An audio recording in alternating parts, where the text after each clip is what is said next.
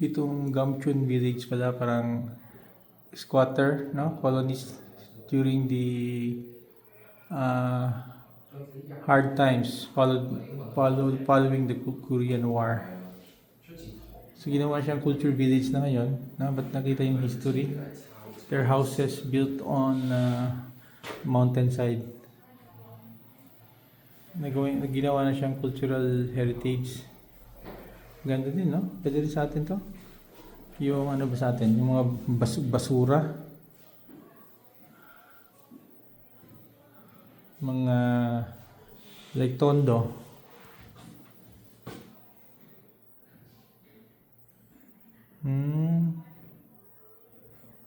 So this is an urban regeneration development 2010. Na kasi dandahan kumukonti na rin. This is urban regeneration development. Ang ganda, no? Ito yung mga gamit ng mga tao dito. Considered poor in Korean standards. These are their mga tools, no? Mga bahay, sample ng bahay. Ginawa siyang tourism attraction as part of yung urban regeneration. Pwede rin Tondo, no? Yung sa atin, sa Pilipinas. Yung ng mga basura.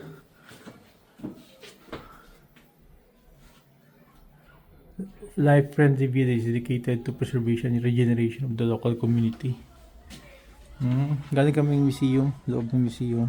But this is outside na, no? Labas. Continue siya. Very good concept, no? Urban regeneration.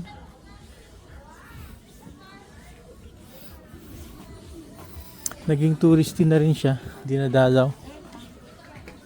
So, for urban planners, it's a good idea, no? Actually.